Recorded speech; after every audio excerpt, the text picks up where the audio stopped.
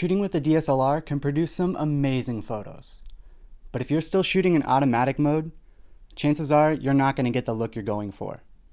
So if that's the case, it's time to switch from automatic to manual and start controlling your own exposure. It's pretty simple, really. All you have to do is capture the right amount of light. And it can be done in 3 easy steps. So let's get started with step 1. Set your shutter speed. Shutter speed measures the amount of time the shutter stays open. The longer it's open, the brighter the image.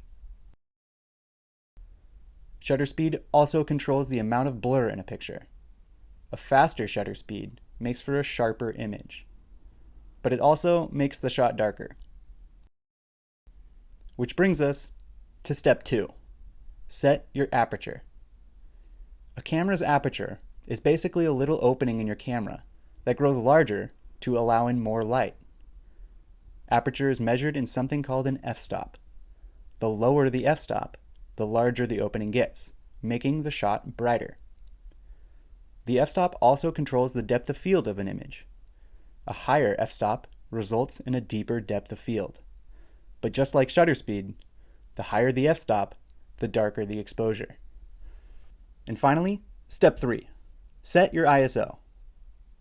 ISO refers to the sensitivity of a camera's image sensor.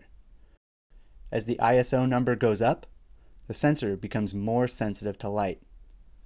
But it also adds noise to your picture. And for the most part, the less noise the better. Balancing shutter speed, aperture, and ISO can be a little challenging at first. The trick is finding the sweet spot. But of course, that takes time and practice. So get out there, have fun, and take some pictures.